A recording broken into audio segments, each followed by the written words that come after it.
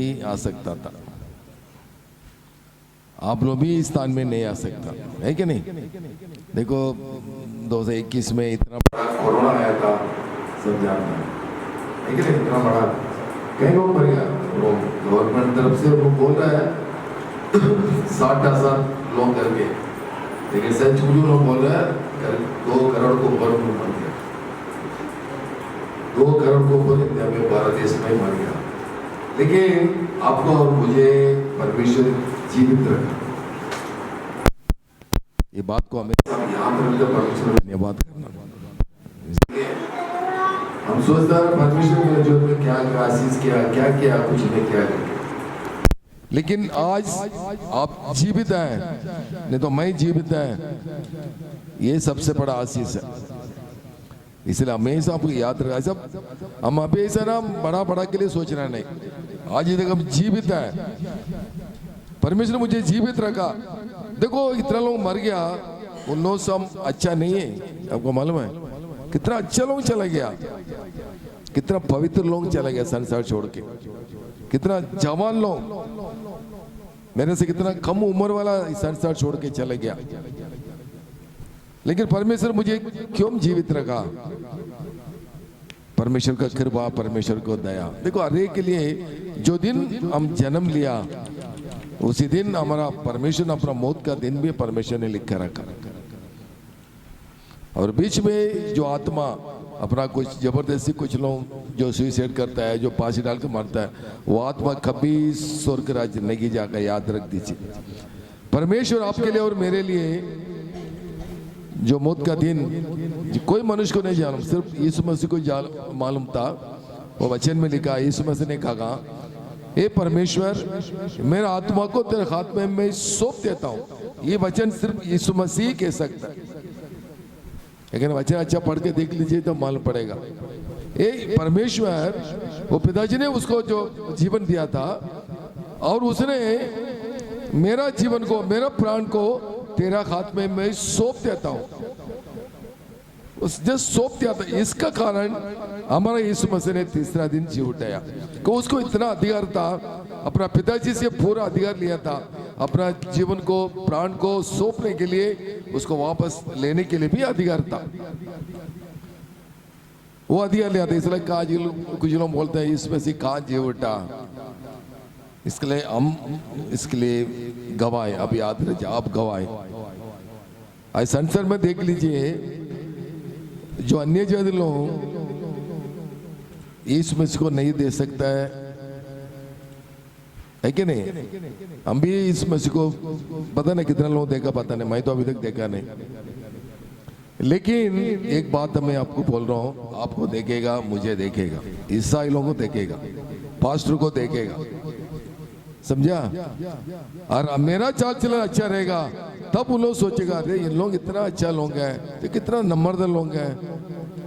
इसका मतलब इन लोग जो विश्वास करता है वो परमेश्वर सचमुच अच्छा परमेश्वर होगा, उसको हमारा गवाही के द्वारा जो लोग है ना हमारा पास आना चाहिए, ये बात को याद। इसलिए आप गवाए, जो बैठा ना इधर, हर एक लोग यीशु मसीह का गवाए, आप लोग मामूली लोग नहीं है। आज जो चर्च में आया, अपना हर एक लोग बहुत विशेष लोग हैं, परमेश्वर ने आपको बुलाया, आप लोग खुद इस स्थान में नहीं आ सकता, मैं आपको बोल रहा हूँ, परमेश्वर ने आपको इस स्थान में आने के लिए आज बताया, परमेश्वर आपको लेके आया, इसलिए आप लोग विशेष प्रकार का आशीष पाके जाएगा। आप लोग विशेष लोग हैं, परमेश्वर के सामने आप लोग विशेष लोग हैं, इसलिए आपको एक काम करना पड़ेगा। ऐसा एजेकियल चैप्टर 38 38:7 में कर वचन पढ़ेंगे, एजेकियल के किताब पुराना नियम में 38:7 वचन में लिखा, एजेकियल चैप्टर 38 वर्सेस 7।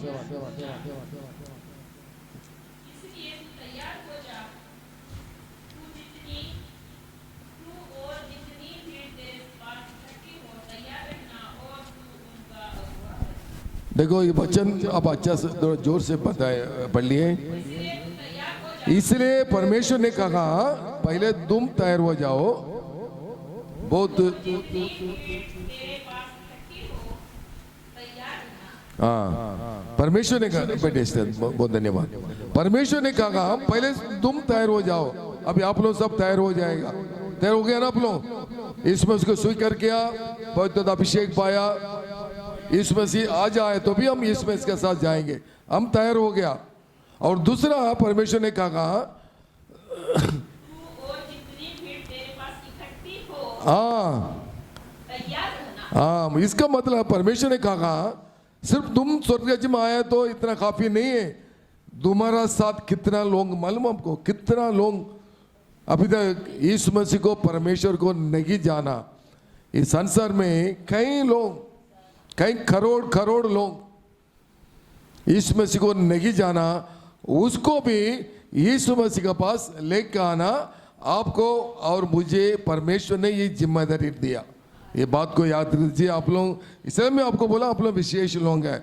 मैं तो आशीष पाया, मैं चर्च जा रहा हूँ, मैं पवित्र अभिषेक पा रहा हूँ, मेरा परिवार को परमेश्वर ने आशीष किया, उतना काफी नहीं है।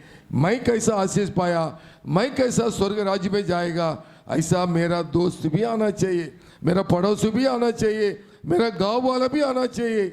ये विश्वास मुझे चाहिए। ये वचन में यही लिखा। ऐसे कल में परमेश्वर ने कहा, ये बात को भी याद रख दीजिए। परमेश्वर ने आज मेरे से बात किया, पहले तुम तैयार हो जाओ, अभी आप लोग तैयार हो गया। दूसरा परमेश्वर ने कहा तुम्हारा साथ एक भीड़ को भी तैयार करो। अभी एक बात देखो, अपने पास्टर साहब ने मैं अभी यही बताया, सचमुच आप लोग अंत दिन में गए। अब ये बात को याद रखिए, ज़्यादा समय नहीं अपने पास। इस संसार में जो जो देख रहा है, जो बाइबल शास्त्र में यीशु मसीह का आगमन के बारे में लिखा, ये सब होते जा रहा है, होते जा रहा है। यीशु मसीह जल्दी आने वाले हैं, हमारे पास ज़्यादा समय नहीं है। यीशु मसीह आने के बाद आपको समय नहीं दिया जाएगा, तब वो बोलेगा, तब बोलेगा। वो बोला था ना, वो लाजरस मर गया था, जो धनी व्यक्ति मर गया था, उसने कहा देखो मुझे और एक मौका दे दो, मैं जाके मैं बताया था मेरा भाई लोग नरक में नहीं आना चाहिए। तब मूसा ने कहा देखो उधर ही बहुत मूसा गए, उधर बहुत आरोन है, उन लोग अगर बात को नहीं सुना तो तुम क्या तो भी नहीं मानेगा।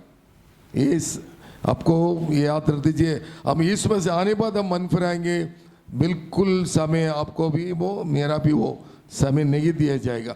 जो लोग तैयार है वही यीशु मसीह के पास। आज अपना पास्टर साहब यही कहा, तैयार हो जाइए, तैयार हो जाइए। अपना अंत दिन में गए, अपना पास ज़्यादा समय नहीं है। यीशु मसीह ये संसार में देखेंगे, देखिए इतना बड़ा एक राम मंदिर बोल के, इतना एक मूर्ति पूजे को एक इतना बड़ा एक मंदिर बना के रखा।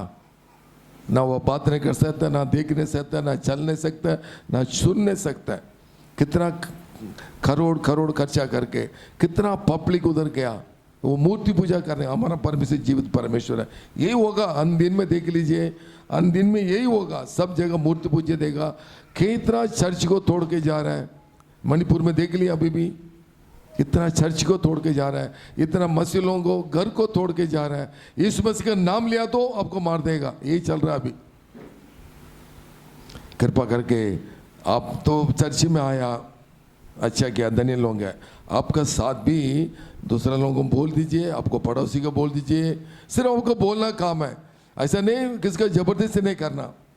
कोई इसमें से नहीं कहा देखो मैं द्वार पे मैं खड़ा हूँ, है कि नहीं।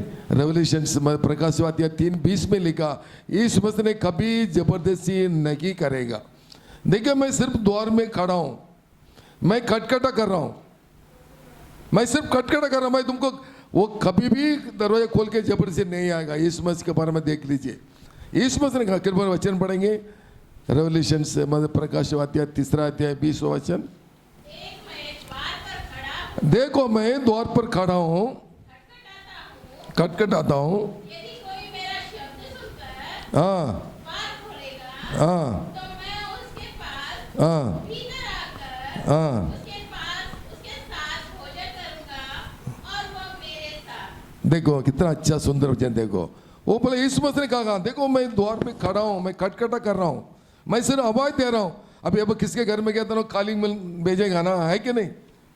वो अब खोलेगा तब अंदर जाएगा, जबरदस्ती आपको तोड़ के तो जा नहीं सकता।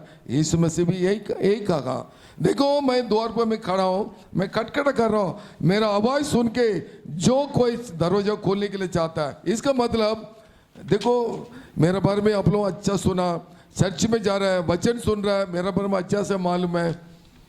अगर तुम पवित्र आत्मा पा सकता है, स्वर्ग में प्रवेश सकता है, तब मेरा साथ तुम भी आ सकता है। इसी में से ने कहा अगर तुम नहीं आना चाहता है, तुम बोलेगा वही रास्ता में मैं जा रहा हूँ, मैं वही गलत रास्ता में जा रहा हूँ, वही दारू पीने के रास्ता में जा रहा हूँ, वही व्यभिचार रास्ता आगे जा रहा हूँ, वही झूठ बोलने के रास्ता में जा रहा हूँ, कुछ नहीं कर सकता। इस मसीह के लिए अपना हृदय को दरवाजे खोला। सच मुझे आज आपको वर्शिप को देखे मैं बहुत खुश और आनंद हूँ। बहुत दिन के बाद ऐसा वर्शिप को देखा, बहुत बच्चा लोग देखो सब 4-5 लोग कितना खुशी आनंद के साथ, है कि नहीं, कितना अच्छा से वर्शिप कर रहा था, कितने लोगों को पसंद है, मुझे तो बहुत पसंद आया। वैसा भी रोमियो 12:1 में लिखा, रोमियो की किताब 12:1 पढ़ेंगे, कुछ वचन है, रोमियो 12:1 में लिखा कैसा वर्शिप करना चाहिए, अभिषेक मतलब आराधना करना चाहिए करके वो लिखा।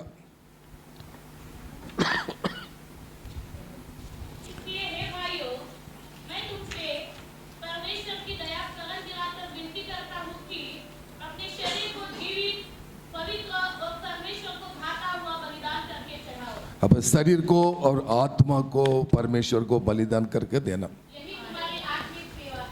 ये तुम्हारा आत्मिक आराधना बोल के बाइबल शास्त्र में लिखा। हमारा आराधना मैं देखा आपका चर्च में ऐसा आराधना हो रहा था। आज ये देखो बहुत जवान लोग देखा ऐसा कूद रहा, नाच रहा, कोई मतलब नहीं, कोई मतलब नहीं, ना कोई अभिषेक नहीं, ना कोई पवित्र आत्मा नहीं, लेकिन कुछ तरह था। क्यों? ज़्यादा कूदेगा तब ज़्यादा लोग आएगा, ज़्यादा जवान लोग आएगा।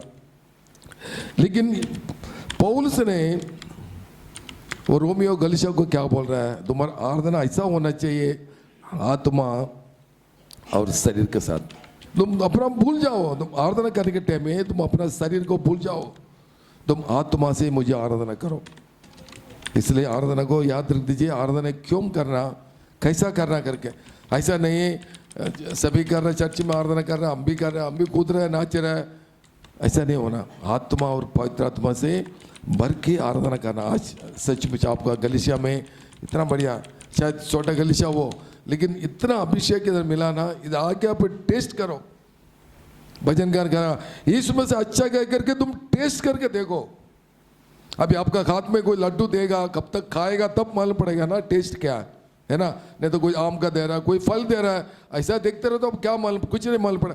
खा के देखेगा, अरे ये तो इतना मीठा है, इतना अच्छा है। ये चर्च में आके देख लीजिए, टेस्ट करके लिए ये चर्च में कितना आराधना हो रहा है, कितना अभिषेक मिल रहा है, कितना परमेश्वर का वचन मिल रहा है हमको, कितना अभिषेक पाके मैं जा रहा हूँ। इसलिए परमेश्वर को टेस्ट करना, ऐसा नहीं कोई बोलने वचन के नहीं, आप खुद वचन पढ़ लिए, खुद वचन पढ़ लिए, एक एक वचन आपसे बात करेगा, है कि नहीं। चर्च में जा हफ्ता में 1-2 घंटा वचन सुनेगा, जो कुछ है घर में बोला तो तब चाहिए तब आप वचन पढ़ सकते। इसलिए कृपा करके 2 चीज़ याद रख दीजिए, ज़्यादा बाइबल पढ़िए, ज़्यादा बाइबल पढ़िए और ज़्यादा प्रार्थना कीजिए। दोनों चीज़ याद रख दीजिए। मैं पहले भी शायद एक बार बताया, प्रार्थना का मतलब परमेश्वर से बात करना, यही प्रार्थना, ऐसा लंबा चौड़ा नहीं। मैं जीसस कॉल्स प्रेयर और मैं उधर सेवा कर रहा हूँ। यीशु बुलाता गए, अब सुना होगा ना, यीशु बुलाता गया। जीसस कॉल्स में बहुत बड़ा मिनिस्ट्री है, इंडिया में बहुत बड़ा मिनिस्ट्री वही है। जो लोग आने वाले अन्य जगह लोग बहुत लोग आएगा प्रार्थना करेंगे, उन लोग यही बोला तुम प्रार्थना करो। उन लोग बोलेगा अंकल मुझे मालूम नहीं है कैसा प्रार्थना करना। उन लोग अपना घर का पूरा परिस्थिति बताएगा, ये प्रॉब्लम है, ये प्रॉब्लम है, वो चाहिए, ये चाहिए। मैं बोला यही प्रार्थना, आप जो मुझे बताया ना उसी को बोलते प्रार्थना। आपको मन में जो सोच रहा है वही प्रार्थना, परमेश्वर से मांग ले, परमेश्वर से बात करना, बस वही प्रार्थना। इसके लिए मुझे नहीं मालूम, मैं तो पढ़ा लिखा नहीं है, ऐसा कोई मतलब नहीं। परमेश्वर से बातचीत करना, उसका नाम क्या है? प्रार्थना। दूसरा बाइबल क्यों पढ़ना, बाइबल क्यों पढ़ना, आप क्यों बाइबल पढ़ रहे हैं? एक तो परमेश्वर से मैं बात किया और परमेश्वर भी करेक्ट, परमेश्वर भी हमको बात करना चाहिए। उसको बोलते हैं बाइबल। बाइबल पढ़ के देख लिए, कोई वचन आपको वही और रोक देगा। सचमुच बोल रहा हूँ, कोई वचन का आगे आप जा ही नहीं सकता। यार ये वचन मेरे लिए है, ऐसा लगता है मेरे लिए परमेश्वर ने कहा। परमेश्वर आपसे बात करने के लिए एक ही तरीका बाइबल पढ़ना है। दो चीज याद रख दीजिए, रोज कैसा बराबर हम टाइम पे खाना खा रहा है, वो खाता है, वो कोई छोड़ता नहीं, कैसा भी खाना खाता। ऐसा कृपा करके, अभी तक किसका जीवन में प्रार्थना का जीवन नहीं है? आदमी क्यों गलत चीज करता है, गलत काम करता है, गलत सोचता रहता, मालूम है उन लोग जीवन में प्रार्थना कम है। याद रख दीजिए, जो आदमी गलत रास्ता में जा रहा है, गलत मार्ग में जा रहा है, इसका मतलब उसका जीवन में प्रार्थना का जीवन बहुत कम है। ज्यादा प्रार्थना करके देख लीजिए, ज्यादा आशीष मिलेगा। करके देख लीजिए, आप अभी तक नहीं है, आप कल से करके देख लीजिए। ज्यादा टाइम प्रार्थना में जाइए, और अगर शायद आप कम ही प्रार्थना करेगा, आशीष सबको कम ही मिलेगा। अगर आपके जीवन में प्रार्थना ही नहीं है, आशीष कभी नहीं मिलेगा। हम कई बार बोलता है, अरे मेरा परिवार में तो इतना श्राप लगा हुआ, ये परेशान है, वो परेशान है, वो बीमारी है, ये बीमारी। अब पूछ लिए, प्रार्थना कभी नहीं करेगा, कभी नहीं करेगा उन लोग। परमेश्वर से आशीष पाने के लिए बहुत इजी रास्ता, बहुत सिंपल। ज्यादा प्रार्थना कीजिए, ज्यादा आशीष मिलेगा। कम प्रार्थना कीजिए, आपको कम आशीष ही मिलेगा। अगर मेरा जीवन में प्रार्थना नहीं है, आशीष कभी नहीं मिलेगा, कभी नहीं मिलेगा।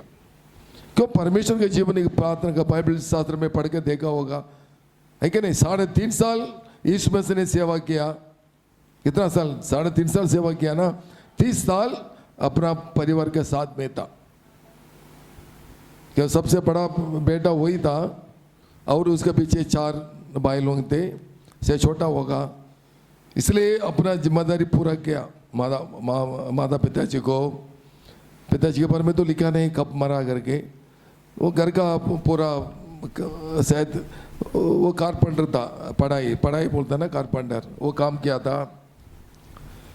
इसलिए 37 साल तक परिवार के साथ में था। सिर्फ 3.5 साल यीशु मसीह ने सेवा किया, और 3.5 साल में भी मेरा ख्याल से 3 साल तो प्रार्थना में गया होगा।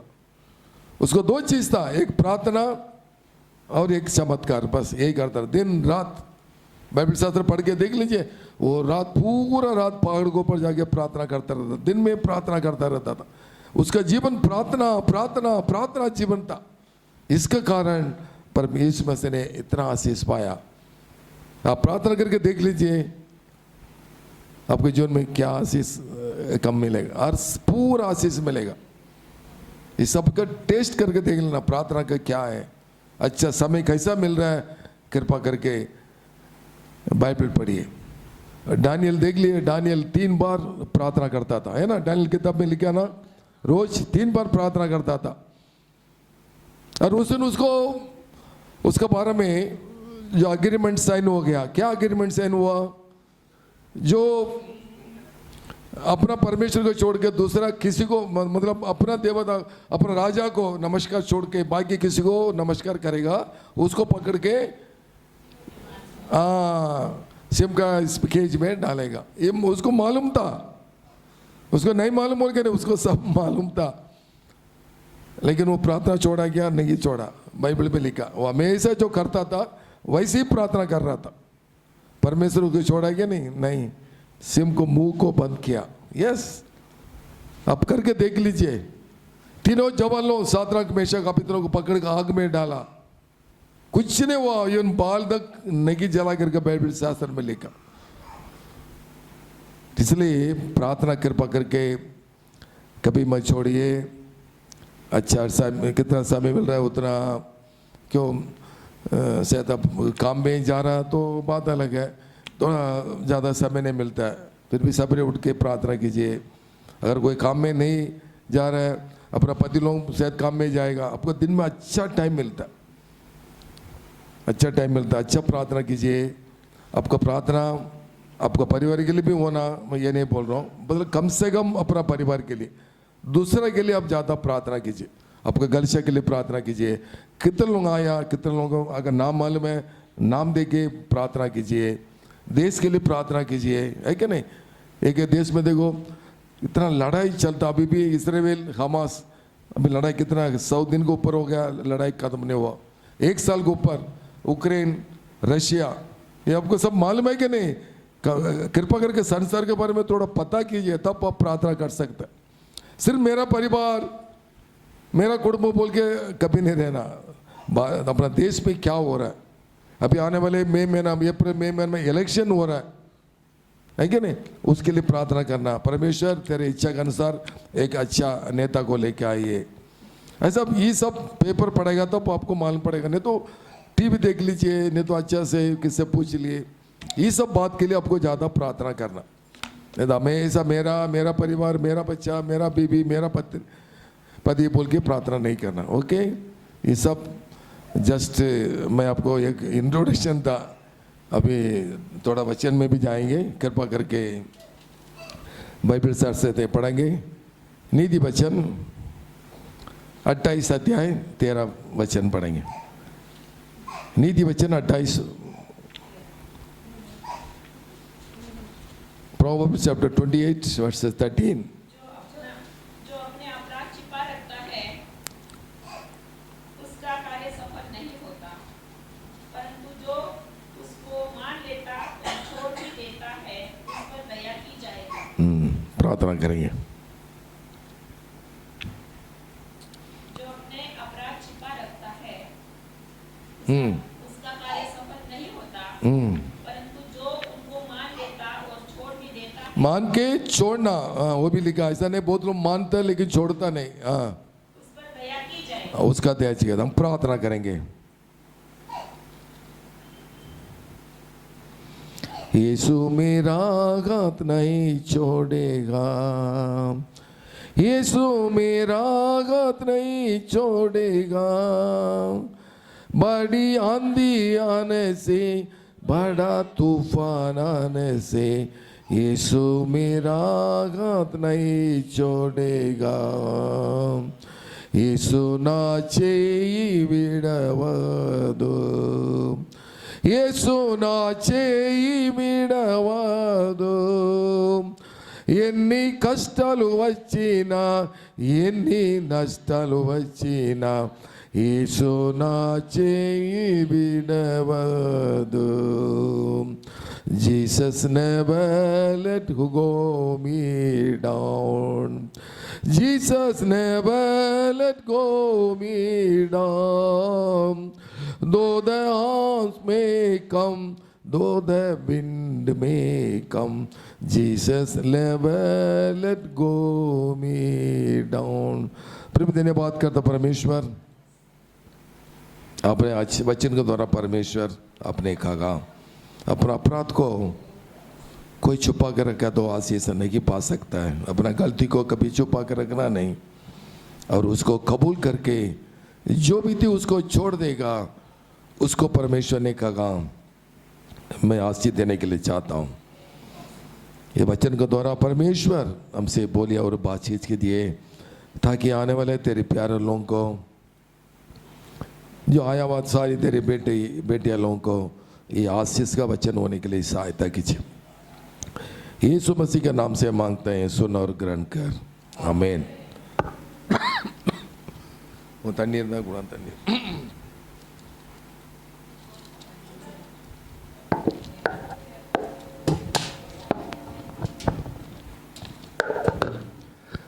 कोई भी है ना अपना अपराध को कबूल करने के तैयार नहीं है,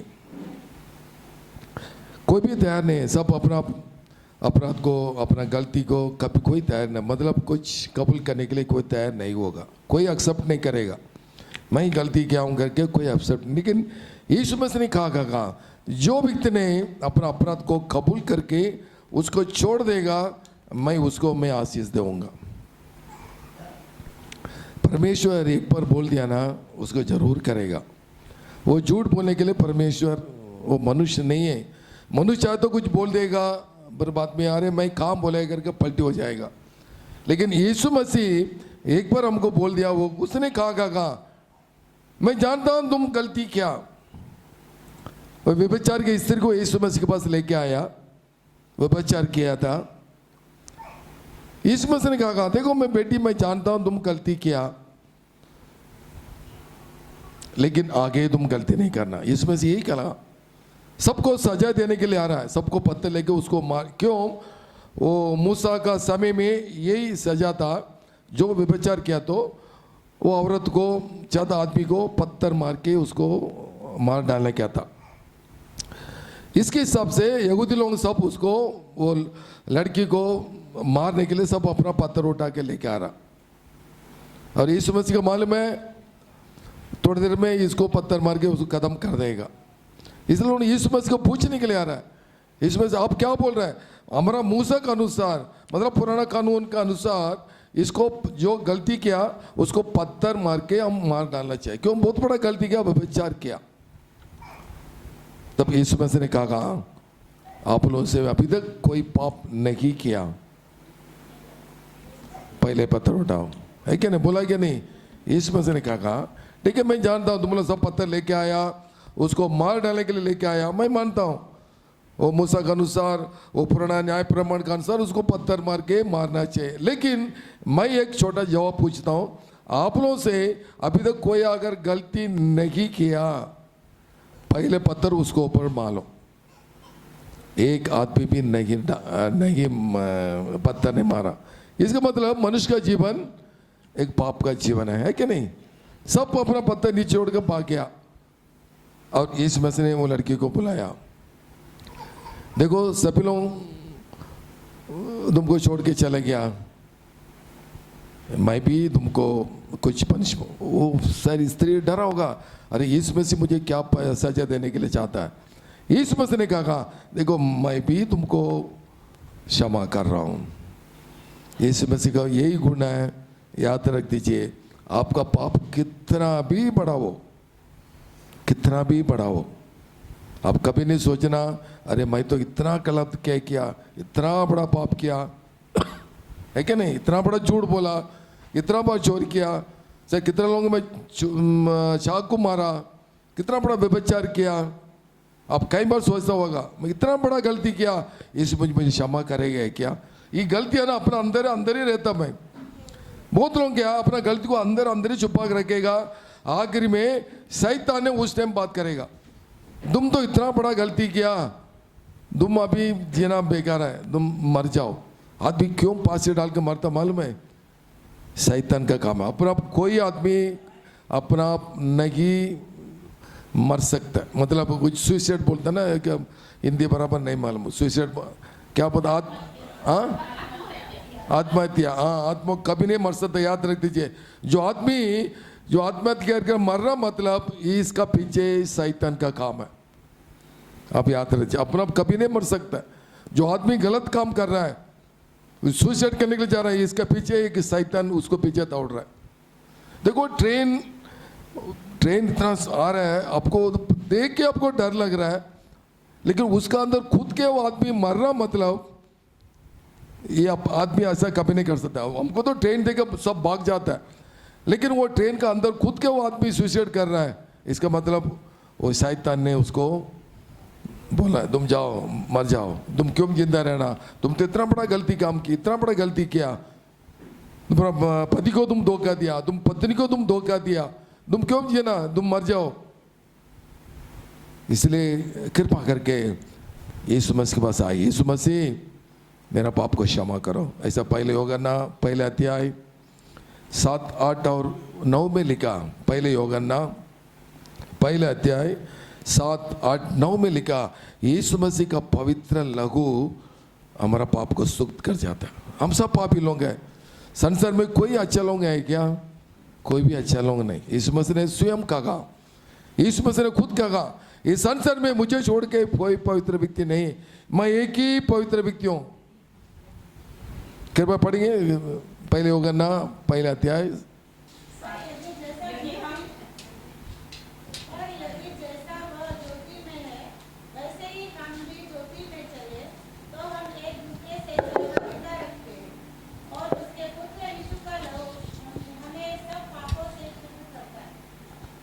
यीशु मसीह का पवित्र लहू हमारा पाप से शुद्ध करते, याद रख दीजिए।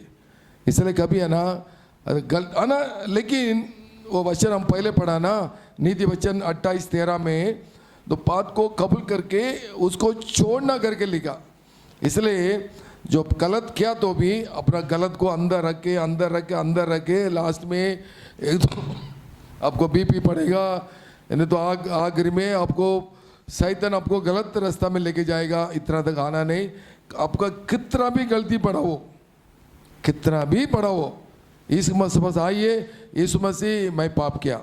आप ये नहीं सोचना इसके लिए मैं कोई चर्च में जाना, सबको सामने होकर खड़ा गवाही देना मैं ऐसा गलती क्या करके, नहीं तो कोई पासवान को बोलना, नहीं तो कोई चर्च के लोगों को बोलना, ऐसा कोई ज़रूरत नहीं। आपका डायरेक्ट यीशु मसीह का संबंध है, समझा कि नहीं। पासवान से प्रार्थना करना अच्छा है, मैं ये नहीं बोल रहा हूँ, लेकिन कोई बात है ना, और दूसरा आदमी से कभी बोलना भी नहीं, कभी बोलना भी नहीं। बहुत सीक्रेट बात रहता है, बहुत अंदर का बहुत रहता है। बहुत लोग है ना आपको ऊपर विश्वास में आपको आगे बताता है, ये आपको 4 लोगों को बोल देगा ना, अच्छा नहीं है कि नहीं।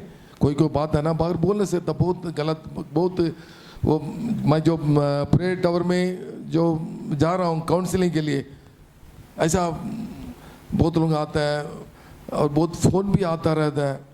उन लोग जो बोलेगा ना हम सुन नहीं सकते, इतना गलत काम करके उन लोग बात करेगा। अंकल मेरे चले प्रार्थना कीजिए, मैं ऐसा गलत काम किया था। इसलिए आप है ना डायरेक्टली आप यीशु मसीह से प्रार्थना कीजिए। ऐसा जरूर नहीं आपको चर्च में जाके सब पासवान को बोलना, नहीं तो ऐसा कुछ जरूरत नहीं। डायरेक्टली आपको भी प्रार्थना परमेश्वर सुनेगा, याद रख दीजिए, आपको भी प्रार्थना परमेश्वर सुनेगा। डायरेक्टली परमेश्वर मैं गलती किया था, मैं ये गलती नहीं करना चाहिए था, मैं गलती किया, लेकिन आगे मैं नहीं करूँगा। वही वचन में ये लिखा, पहले होगा ना पहला अध्याय 7-8 में लिखा, यीशु मसीह का पवित्र लहू हमको शुद्ध कर देता है। परमेश्वर से मांग ले, यीशु मसीह मैं तेरे विरोध में मैं काम किया, तेरे विरोध में काम किया, लेकिन आगे मैं नहीं करूँगा, लेकिन आगे मैं ऐसा गलत काम नहीं करूँगा, छोड़ दीजिए। यीशु मसीह ने वही कहा, जो कबूल करके उसको छोड़ना वही आशीष पाए करके लिखा। नीति वचन 28:13 में लिखा, कबूल करना और उसको छोड़ देना, वही पाप फिर से नहीं करना। यीशु मसीह आपको शुद्ध करेगा, आपको पाप को तुरंत क्षमा करेगा। वही फिर से क्षमा मांगना फिर करना, यीशु मसीह अरे यीशु मसीह तो क्षमा करने वाला परमेश्वर है, फिर क्षमा मांगना फिर करना, फिर क्षमा मांगना, ये हम आशीष नहीं पा सकते। इसलिए वचन में लिखा, कबूल करो और उसको मतलब पाप को अंगीकार करो और उसको फिर से नहीं करना, उसको मैं आशीष देने के लिए चाहता हूँ। यस मेरे प्यारा परमेश्वर लोग, देखो संसार में कोई भी आदमी 100% 100% परफेक्ट नहीं है, 100% पूरी तरफ से अच्छा भी नहीं और 100% बेकार भी नहीं है कि नहीं। कोई भी अभी मेरा में कुछ अच्छा गुण भी होगा, कुछ गलत गुण भी होगा, ऐसा नहीं। कोई भी है तो ये नहीं बोल सकता ये मनुष्य हमेशा गलती करता रहता, ऐसा नहीं। उसके पास कुछ देखो, दारू पीने वाले पास देख लीजिए, दारू पीने वाले पास उनका अच्छा गुण बहुत रहता ऐसा नहीं तो दारू पीते रहता हमेशा बोल के उसको ऊपर नफरत नहीं करना, उसको अच्छा गुण क्या वो आप निकाल दीजिए। ये आदमी दारू पीने के बाद भी देखो इतना अच्छा से रहता है, मतलब कोई अच्छा काम क्या होगा। इसलिए ना कोई भी 100% बेकार भी नहीं, कोई भी 100% अच्छा भी नहीं। और जब हम गलती करने के टाइम में मनुष्य का जीवन गलती कर देता है, मनुष्य का जीवन गलती कर देता है। इसलिए कभी है ना गलती में क्या करके उसके लिए ना ये करना वो करना, ऐसा कुछ गलत, ऐसा कुछ बहुत लोग है ना, बहुत औरत लोग है ना पति का नहीं मालूम कुछ गलत काम कर देता है और उन लोग मन में ना सोचते रहता अरे मैं तो गलती किया, मेरे पति को नहीं मालूम था मैं गलती क्या करके, कोई मतलब नहीं। गलती किया परमेश्वर से प्रार्थना करो और आगे वो गलती नहीं करना। यीशु मसीह ने कहा आगे मत करो, मैं तुम्हारा गलती को मैं क्षमा कर देता हूँ। शायद तुम पति को भी नहीं पता हो, कोई पति लोग बोल देगा ना, फिर उसको फिर कभी ना कभी अपने मन में आ गया तो उन लोग इतना क्षमा नहीं करेगा, अरे तुम ऐसी बेकार औरत है क्या करके। इसलिए पति को भी बोलने की जरूरत नहीं, सिर्फ परमेश्वर को बोल दीजिए और उसको छोड़ दीजिए। परमेश्वर फिर से वो गलती कभी नहीं करना, कभी नहीं करना। इसलिए ये वचन ये कहता है, नीति वचन 28 वचन में ये लिखा, मनुष्य का जीवन एक गलती करने वाला जीवन है, लेकिन मैं तुम्हारा गलती को आज क्षमा कर रहा हूँ। मेरे लहू के द्वारा मैं तुमको शुद्ध कर देता हूँ। लेकिन आगे तुम पाप नहीं करना। कृपा भाई वचन पढ़ेंगे आइज़ाया चैप्टर 59 1 और 2 में लिखा, 2 दिन वचन पढ़ेंगे। आइज़ाया चैप्टर 59 1 और 2 में लिखा, परंतु तुम्हारे अधर्म के कामों ने तुमको तुम्हारे परमेश्वर से अलग कर दिया है, देखो हमारा अधर्म के कारण मुझे परमेश्वर से अलग किया, और तुम्हारे पापों के कारण और मेरा पापों के कारण उसका मुंह तुमसे ऐसा छिपा है कि हाँ वह नहीं सुनता। यस, देखो जब मेरा अधर्म के कारण, मेरा पाप के कारण मेरा और परमेश्वर के बीच में बहुत गैप हो जाता, बहुत संबंध नहीं रहता मेरा अधर्म के कारण। मैं तब गलती करेगा तब परमेश्वर से हम दूर हो जाता है, तब अपना प्रार्थना करने के मन नहीं आएगा, बाइबल पढ़ने में मन नहीं आएगा। इसे ना, इसलिए ना जो गलती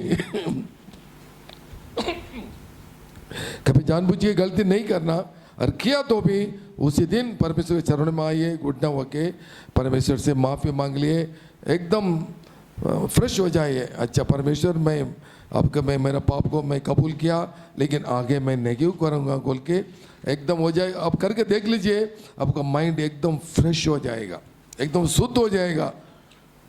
नहीं तो वही सोच के रहता, आपको बीपी पड़ेगा, आपको वो पड़ेगा, शुगर पड़ेगा, ये पड़ेगा, बीमारी पड़ेगा।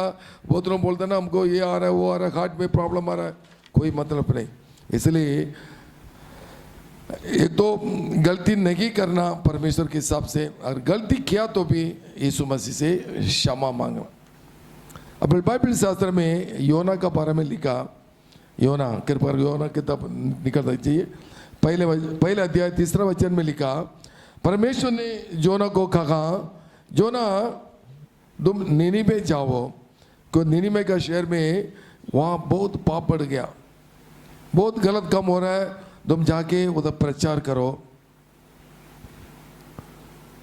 और तुम्हारा प्रार्थना करो, तुम्हारा संदेश को सुन के उन लोग जरूर मन फिराएगा। कृपया पढ़ेंगे योना 1:3।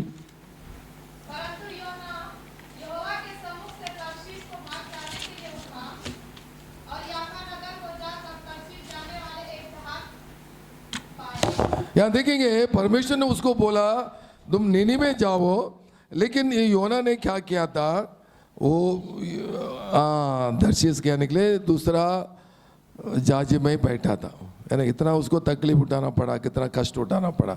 मतलब परमेश्वर जो रास्ता बताया, हम गलत रास्ता में जा रहे हैं। कई बार हम ऐसे करता है, कई बार हम ऐसे करता है।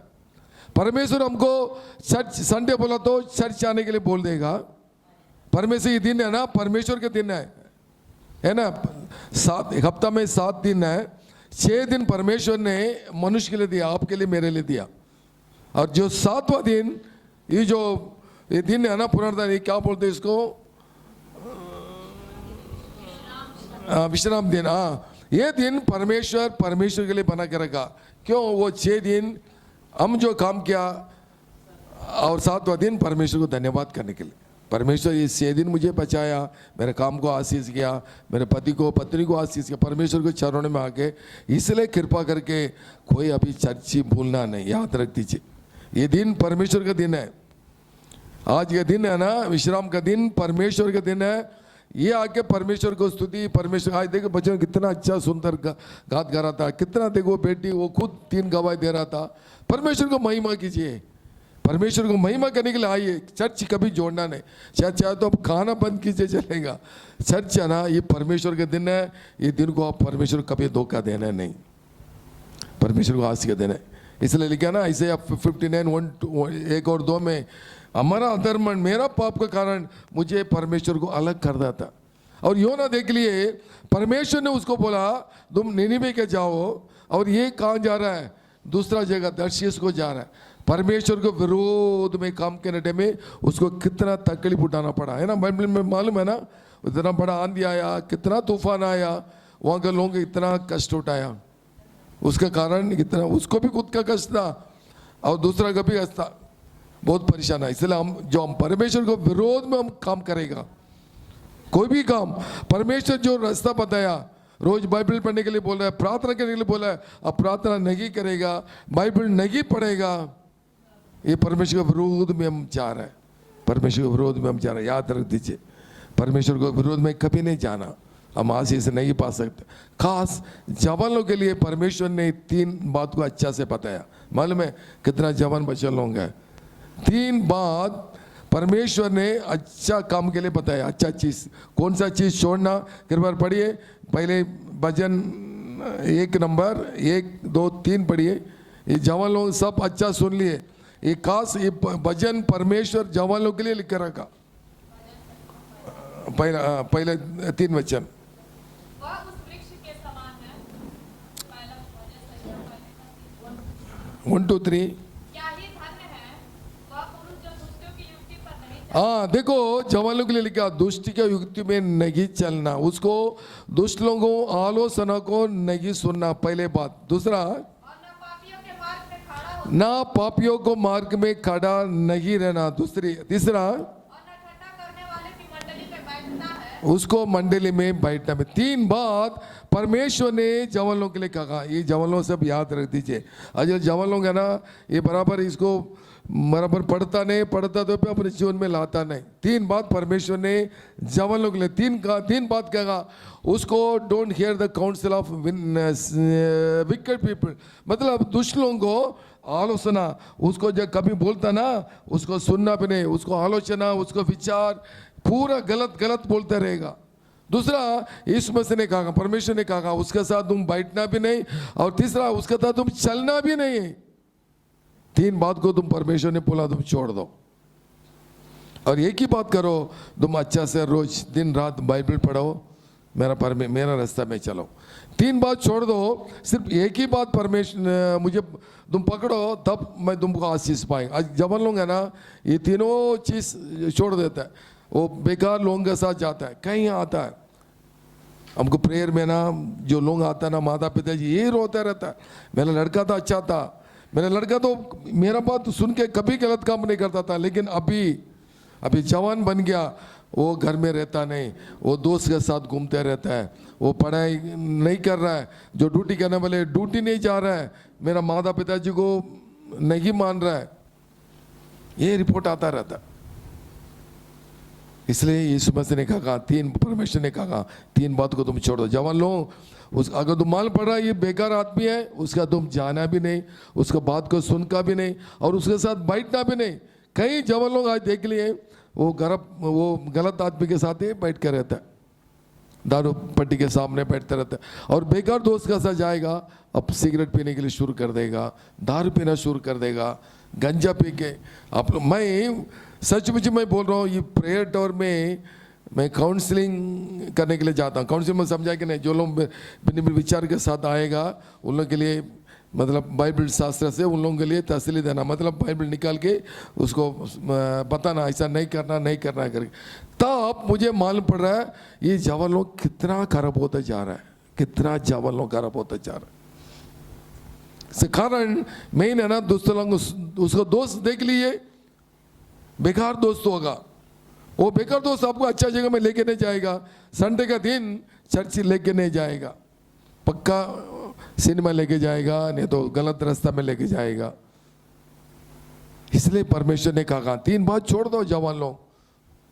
कृपया के सिस्टर वचन और एक बार पढ़ लिए। क्या ही धन्य है वह पुरुष जो दुष्टों की युक्ति पर नहीं चलता, अच्छा सुन लिए, हाँ, और न पापियों के मार्ग में खड़ा होता, पापियों को मार्ग में खड़ा नहीं रहना, और न ठट्ठा करने वाले की मंडली में बैठता है। हाँ, उसको इकट्ठा करने मंडली में बैठना। उसके साथ यीशु मसीह ने बोला तुम बैठना भी नहीं, तुम बैठेगा तब तो ना पूरी बात सुनेगा, उसके साथ चलेगा। उसके साथ क्यों बैठना?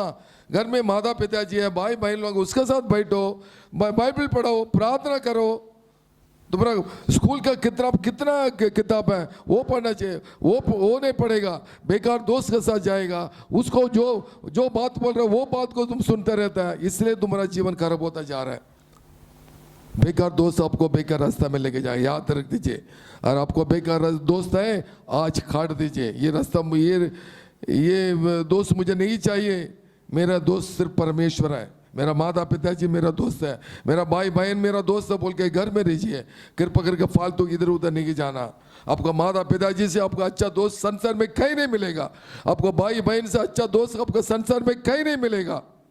क्यों आपका दोस्त के साथ जाना, वो बेकार रास्ता में आपको लेके जाएगा। यस मेरे प्यार परमेश्वर लोग, योना ने गलत रास्ता में जाना शुरू किया, इतना कष्ट उठाया, वो कितना मुसीबत था उसके जीवन में।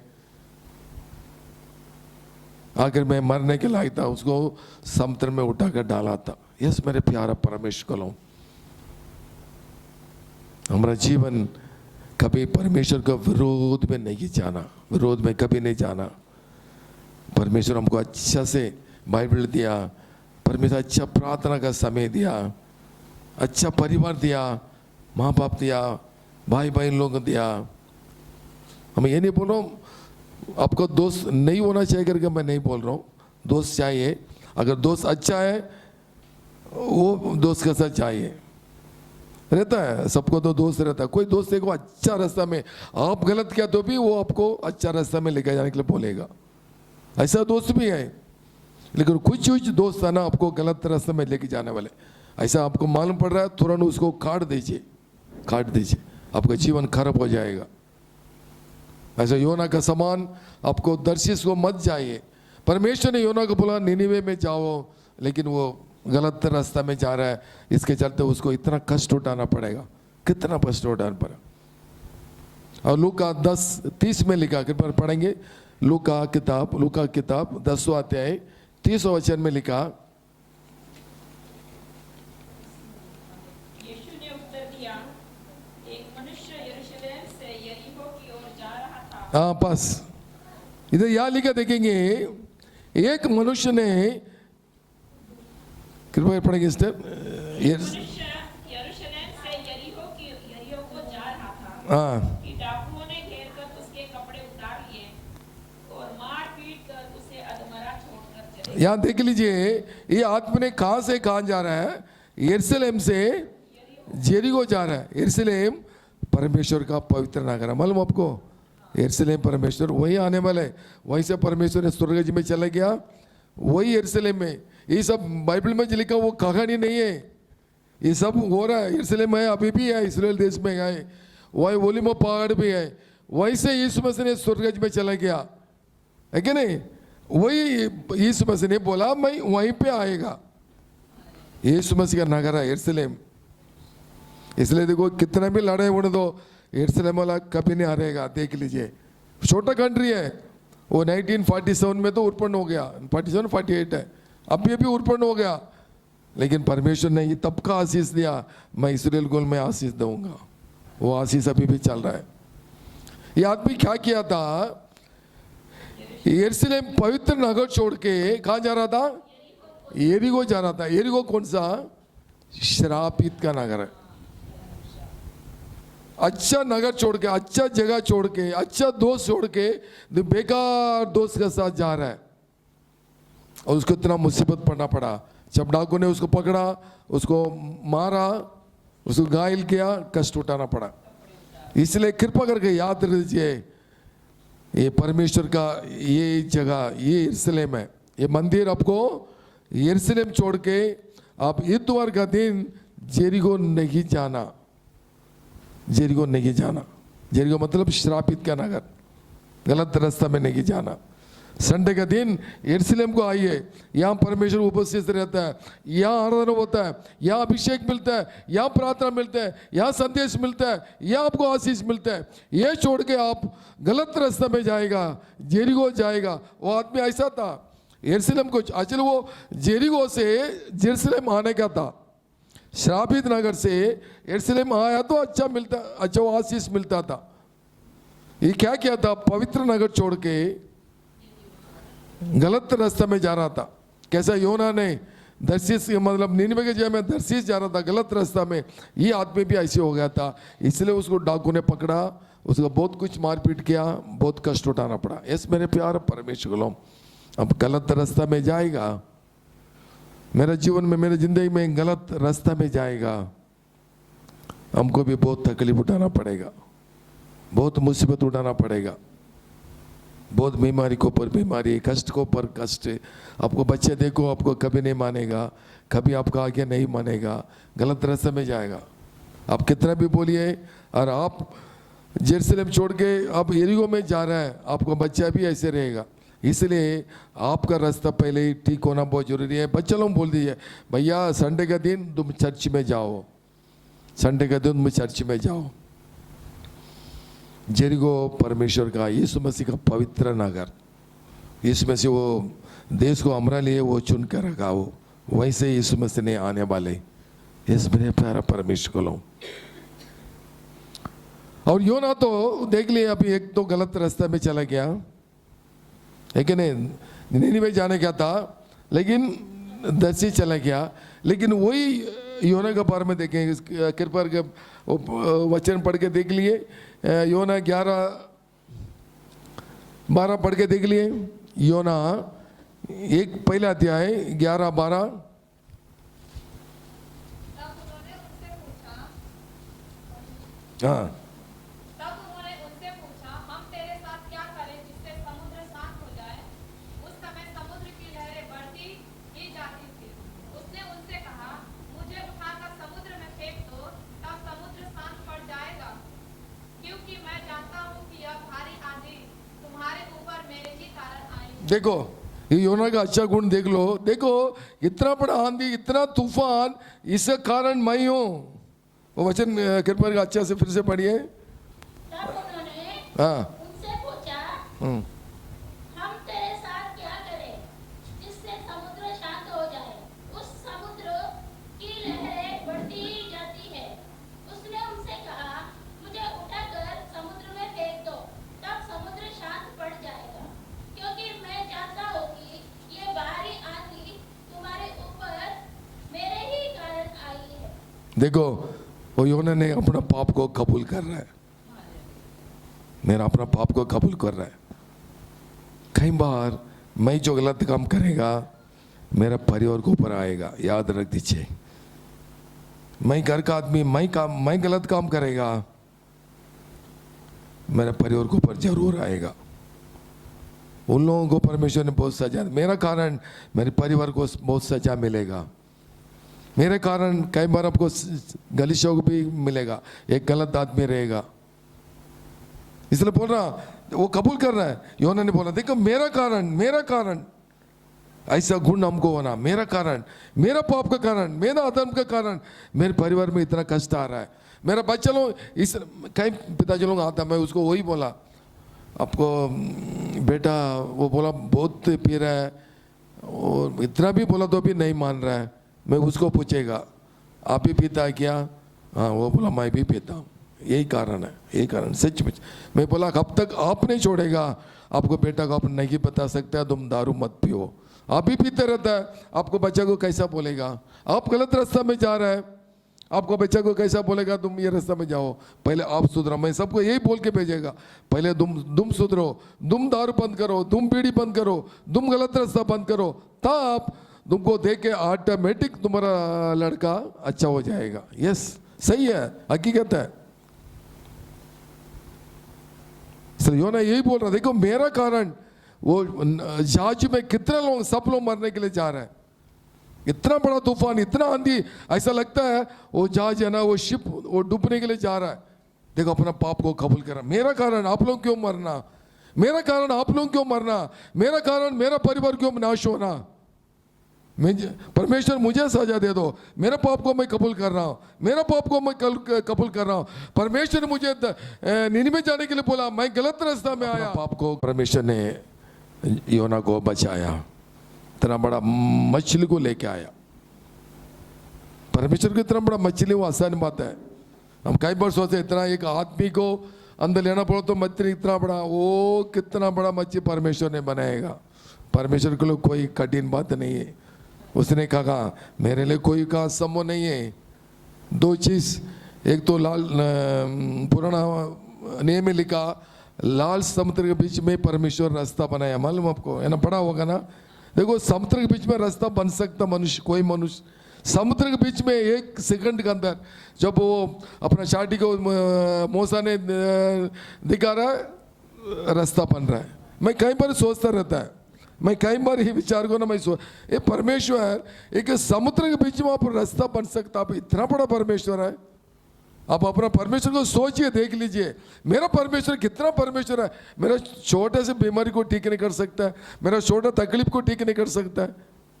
परमेश्वर विश्वास कीजिए। मैं कई बार सोचा, मैं सऊदी अरेबिया भी गया था, सऊदी अरेबिया वो लाल समुद्र गए, मैं समुद्र के जाके सामने जाके मैं यही सोचा था, ये समुद्र को परमेश्वर ने कैसा बीच में कैसा रास्ता बनाया होगा। हमारा परमेश्वर कितना बड़ा परमेश्वर, अरे बाप रे, सचमुच हमारा परमेश्वर मामूली नहीं है। हमको लगता है इस मसीह को हम आराम से ले रहे हैं, बहुत बड़ा परमेश्वर है। यस मेरे प्यारे परमेश्वर लोग, अपना पाप को कबूल करना था। और आगे योना का द्वारा कितना लोग 1,20,000 लोग बच गया था, एक आदमी के द्वारा, एक आदमी के द्वारा। इसलिए जो वचन अपने पढ़ा ना, पहले तुम उधार पाओ, वो अपना पाप को कबूल किया, उसको द्वारा 1,20,000 लोग उधार पाया। यस, और पत्रस भी देखो वो गलत काम किया था, यीशु मसीह को इंकार किया वाला, उसको द्वारा तब पाप को कबूल किया, उसको एक मैसेज में संदेश में 30,000 लोग, 3,000 लोग, 5,000 लोग यीशु मसीह को स्वीकार किया। अपना पाप को कबूल करना बहुत जरूरी है। यस मेरा परमेश्वर, कैसे दाऊद ने कहा भजन 51:3 और 4 में ने कहा, यीशु मसीह मेरा पाप को मैं जानता हूँ। भजन 51:3 पढ़िए, 3-4 भजन 51 है ना, 51:3-4। मैं तो अपने अपराधों को जानता हूँ हाँ देखो, अपना अपराध को मैं जानता हूँ, और मेरा पाप निरंतर मेरी दृष्टि में रहता है। देखो मेरा पाप निरंतर मैं दृष्टि में रहता, मैंने केवल तेरे ही विरुद्ध पाप किया, तेरे विरोध में मैं पाप किया, और जो तेरी दृष्टि में बुरा है तेरे दृष्टि में पूरा है। ही किया है। हाँ देखो, अपना पाप को कबूल कर रहा है। एक ही पाप किया था, है ना, मालूम है ना, एक ही पाप किया था। दाऊद राजा ने एक ही गलत काम किया, एक बार वो व्यभिचार किया था, फिर भी वो स्त्री से तो शादी किया, वो आदमी को मार डाला, वो तो बहुत बड़ा आ गया। लेकिन उसके लिए देखो ये भजन पूरा वही लिखा, ये भजन 51:51 इसके लिए लिखा, अपना पाप को क्षमा मांगे लिखा। पूरा पढ़ के देख लीजिए, ये पूरा भजन पढ़ के देख लीजिए, ये गलत का काम उसको कितना सताना पड़ा। इसलिए परमेश्वर ने दाऊद को इतना ऊपर उठाया, इतना ऊपर उठाया, क्यों? अपना पाप को कबूल किया। परमेश्वर मैं तेरे विरोध में मैं पाप किया, मेरा पाप मेरे सामने दिख रहा है, मेरा पाप मेरे सामने मुझे बहुत सता रहा है, मुझे बहुत परेशान कर रहा है। अपना पाप को कबूल क्या करके दाऊद को इतना बड़ा राजा बना दिया। वो भेड़ बकरी चलाने वाले था, वो इस्राएल देश का राजा बना दिया। और योना का देख लीजिए, वापस से नीनिवे चला गया और उसका द्वारा इतना बड़ा प्रचारक बना दिया, परमेश्वर उतना आशीष किया। यस मेरे प्यार परमेश्वर को लो, अपना पाप को कबूल करके छोड़ना बहुत जरूरी है। मनुष्य का जीवन पाप का जीवन है। क्या मेरे जीवन में पाप नहीं है? नहीं तो आपके जीवन में पाप नहीं है। सिर्फ यीशु मसीह छोड़ के हर एक लोग जीवन पाप का जीवन है। लेकिन आज यीशु मसीह ने आप सारे एक से बोल रहा है, तुम्हारे पाप को कबूल करो, अंगीकार करो, एक्सेप्ट करो और उसको छोड़ दो, आगे पाप नहीं करना। मैं तुमको, तुम कितना खोया होगा, सारे आशीष को मैं वापस देने के लिए चाहता हूँ। यस, आज परमेश्वर आपको आपके साथ वादा कर रहा है, आपके साथ प्रॉमिस कर रहा है, मेरा तुम्हारा पाप को छोड़ दो। तुम अभी तक बाइबल नहीं पढ़ा, अभी तक तुम प्रार्थना नहीं किया, वो भी एक वो पाप है। कल से तुम शुरू करो। तुम्हारे बच्चों से तुम प्रेम नहीं किया, तुम पति से पत्नी से तुम प्रेम किया, तुम पड़ोसी से प्रेम नहीं किया, तुम प्रेम करना शुरू करो, नहीं तो वो भी एक पाप बन जाता है। यस, तुम्हारे भाई बहनों से तुम प्रेम नहीं कर रहा है, वो भी एक पाप है। यस मेरे प्यारा परमेश्वर को, यीशु मसीह ने कहा तुम्हारे पाप को छोड़ को उसको कबूल करो और फिर से उसको मत करो। ऐसा नहीं हर टाइम क्षमा मांग, अरे हमारा परमेश्वर तो क्षमा मांग करते रहेगा, क्षमा करते रहेगा बोल के नहीं। इसमें हर को आशीष देने के लिए चाहता है, इसमें से हमारे को आशीष देने के लिए चाहता है। हमारा इसमें का नाम आशीष देने वाला परमेश्वर है, वो श्राप देने के लिए नहीं आया। है कि नहीं? यूहन्ना 10 में लिखा ना, शोर चाहे तो शोर करने के लिए, मार डालने के लिए, हमको नाश करने के लिए आता। लिखा ना यूहन्ना 10:10 में, कृपया वचन पढ़ेंगे। शोर का काम मतलब चोर मतलब शैतान, वो चोर मतलब उधर शैतान का काम है, शोर करने के लिए, मार डालने के लिए, नाश करने के लिए आता है। लेकिन यीशु मसीह ने कहा 11 वचन में, देखो मैं मेरा जीवन को मैं जीवन देने के लिए आया, मैं मेरा जीवन देके मेरा बच्चों को जीवन को मैं बचाया। पढ़िए स्टेप 10 यूहन्ना। चोर किसी और काम के लिए नहीं, परंतु केवल चोरी करने और घात करने और नष्ट करने को आता है। मैं इसलिए आया हूँ कि वे जीवन पाए और बहुतायत से जीवन पाए। हाँ देखो, यही परमेश्वर यीशु मसीह का काम यही है। चोर चाहे तो हमको मार डालने के लिए, अरे तुम गलती किया, गलती करके बार बार हमको याद करता रहेगा। लेकिन यीशु मसीह ने कहा देखो मैं ऐसा तुम्हारा पाप को तो मैं याद नहीं दिलाऊंगा। तुम कौन सा तारीख को इतना पाप किया करके, अगर तुम क्षमा करेगा, तुम कबूल करेगा, नहीं करेगा ना, तुम्हारा पाप को मैं देखता भी नहीं है, मेरे पीछे मैं डाल देता हूँ बोलकर बस।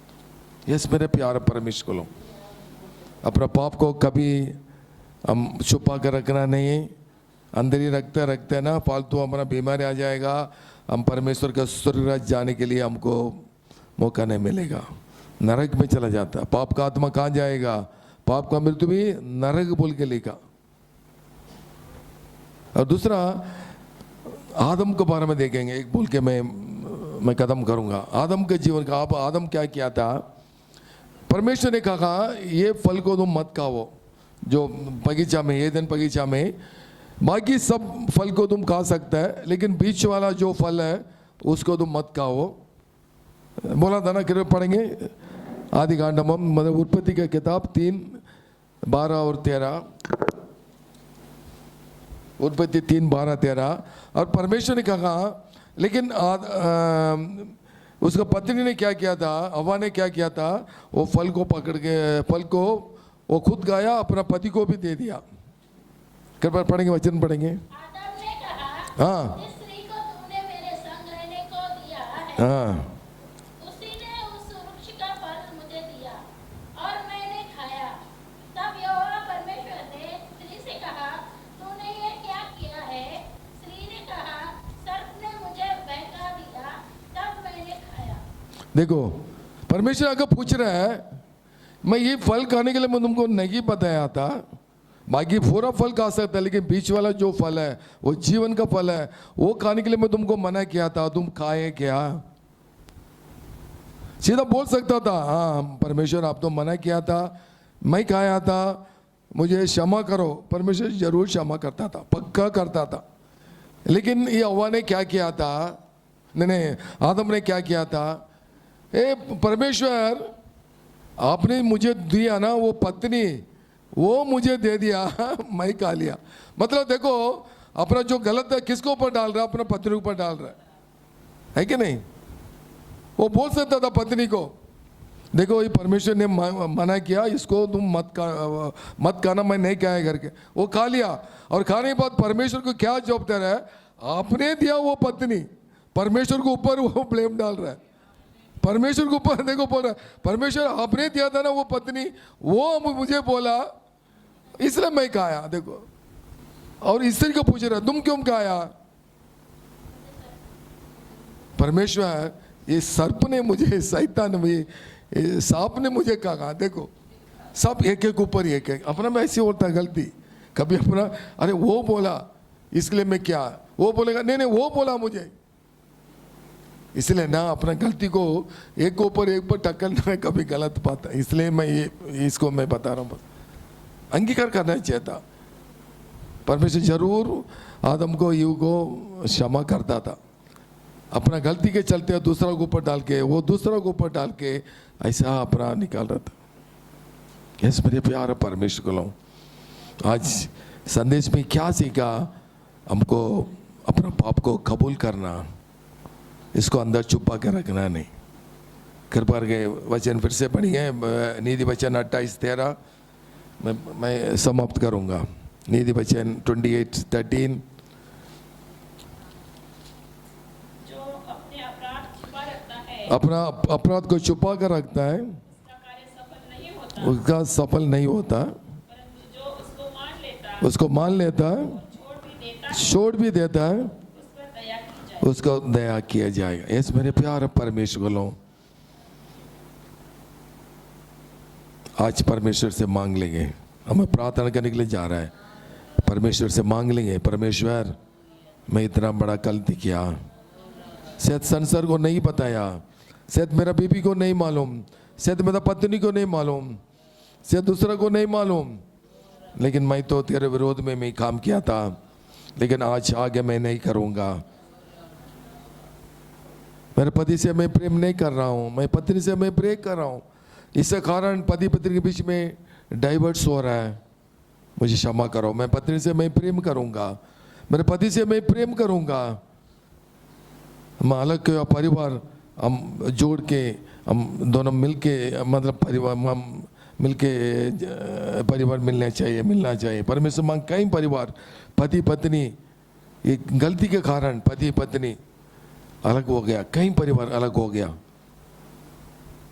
परमेश्वर आज बोल रहा है अपना पाप को क्षमा मांगो, पत्नी के पास जाओ, पत्नी के पास जाओ, पति पत्नी के पास जाओ, पत्नी पति के पास जाओ, अपना गलती को मान लो।